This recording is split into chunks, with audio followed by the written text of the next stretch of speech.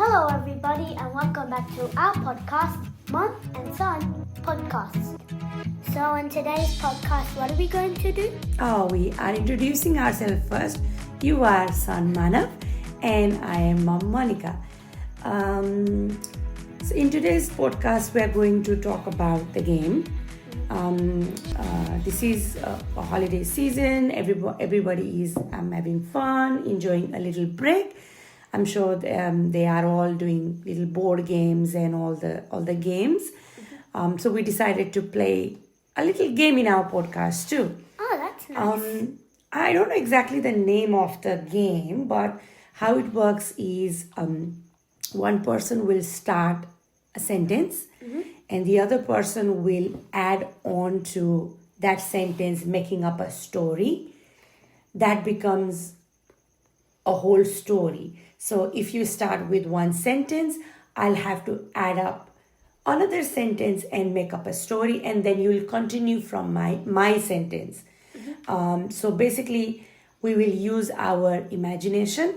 We can go as wild as we can, or we can be Sophisticated. yeah. So or as simple or as sophisticated. But let's do something in middle. How about that? Yeah? More imaginative, but then less factual. Yeah, more imaginative, less factual. And let's have some fun. Okay. Yep. Can you start a sentence? Okay. Once upon a time in the deep woods of Oaklemere. Your turn.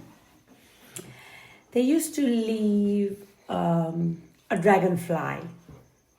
The dragonfly was so huge that everybody saw the dragonfly, but everybody else in the dragonfly's family kicked him out of everything. And that dragonfly was sad to start with, but he decided to build up his own life and come back to his friends and family to show what he has become. In the middle of the dragon making his life, his home and everything, he stumbled upon a bird. And basically, the bird was bigger than the dragonfly, but it became the same size as the dragonfly. So just like the dragonfly, the bird was kicked out of his family. Because of their same background and same story, they become so close with each other. And they shared everything. They come up with the ideas, what to do. Basically, they came from same background, so they wanted to prove. So they were brainstorming and coming up with ideas. The dragonfly was an adult and also the bird. But the bird went on an adventure and so did the dragonfly. But then they got separated because they couldn't find their way back. Dragonfly had this magical power which he had shared with bird also. In case they had to connect again, they would sing a song or make this noise, and they would know that they are safe somewhere. And also with that magic power, they can also sense where they were. So that was really handy. So as long as they knew their friends were safe, and as they knew they were safe where they were, they both focused on themselves. So bird focused on himself and the dragonfly focused on himself. But if they missed each other and if they were not sure what's happening with their friend, they would play that noise or sound. The bird learned how to speak in dragonfly, and the dragonfly learned how to speak in bird language. So they were each calling out to each other, and the bird and dragonfly were like, that's my language. and they said to meet up at the same tree they first met. One day, a big volcano erupted, and then due to the volcano, there was a big tsunami. Because of all this catastrophe, that tree that they wanted to meet, that tree was gone. And when both dragonfly and bird flew to find that tree was gone. They were so sad, but they had to move on with their lives. So they found another tree that looked just like that other tree, and they named the tree after the tree that got hit in the tsunami. So since that phase, this dragonfly and bird had learned how to sing and dance. So they decided to open up a company and do a drama, singing and dancing. The humans were like, what is going on here? But the bird and dragonfly also learned how to speak English. Ooh la la, that's so exciting. Mommy lost the plot here, guys. Audience, I'm getting their audience. So this drama company needed more characters. So dragonfly and bird flew to this wonderful magical world where anybody could speak anybody's language. Anybody could become anything. So they landed up in this magical world, and they set up a place where people could come, or animal or anyone who was interested to come and give an audition for this drama or play they were going to present to the big world. So everybody in that magical land got so hooked up that even people outside of the magical land wanted to come. And lots of people came that they had to hold auditions in different times. Like this amount of people could only come this time for that long and stuff like that.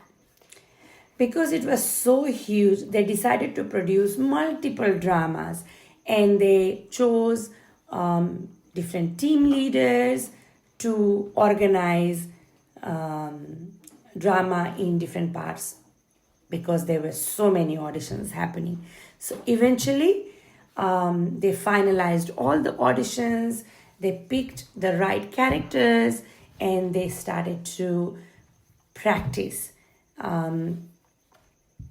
At the end, they decided to have 3 big dramas, and whoever got the biggest vote, that was the winner. So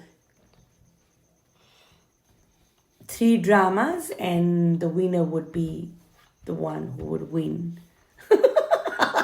Sorry, my imagination is coming to an end, but carry on, Manav. So It looks like I'm going to lose.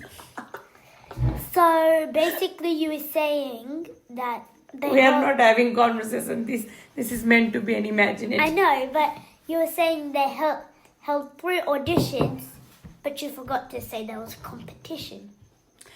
Oh, there you go. But So then- I think I am losing here.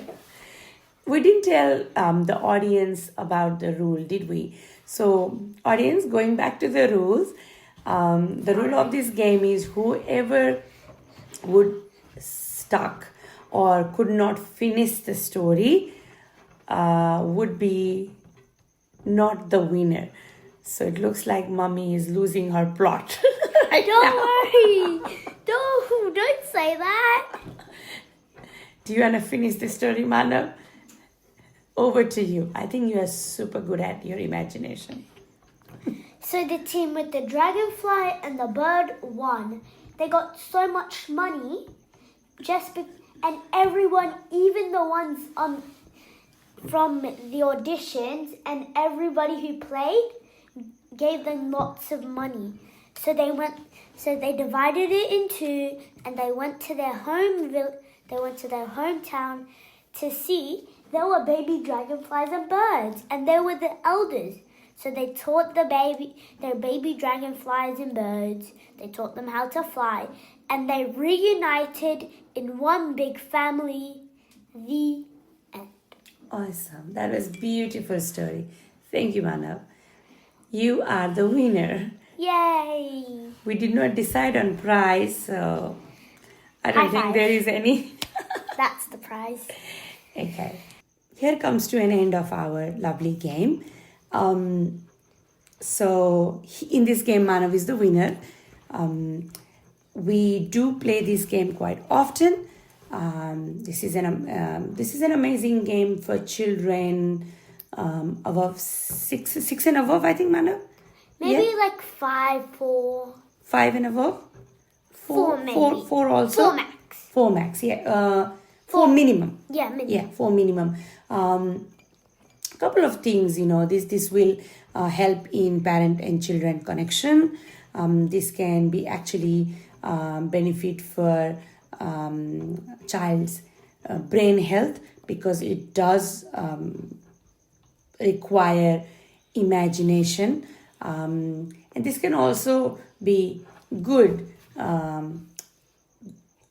in terms of giggles and laughs. So overall, it is a cool game to play for anyone who is speaking different languages than English. They can use their own language